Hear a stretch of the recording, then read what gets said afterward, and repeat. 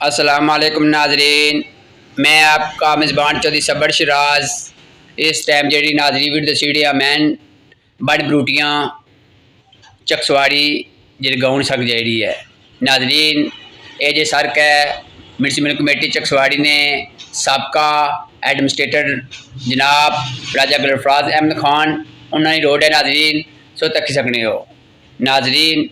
जैसे कि सभी पता है कि बहुत ज़्यादा गर्मी का महीना है, इसने तो डंग डाड़ निकली सकना है, जिसकी अपनी ज़बानी सप भी आखी सकने हैं नाजरीन। अगर अल्लाह ना करे इतना सफाई सही ना हुई वै तो तू कोई डंग डाड़ बंदे बिड़ी सकना है नाजरीन। सब ये भी पता है कि जरा RHC अस्पताल है सरकारी, इसने सप्पे दवाई भी नहीं मिली सकनी, इतों खनिया खनिया मीपड़ बंदे जानी जी सकनी है।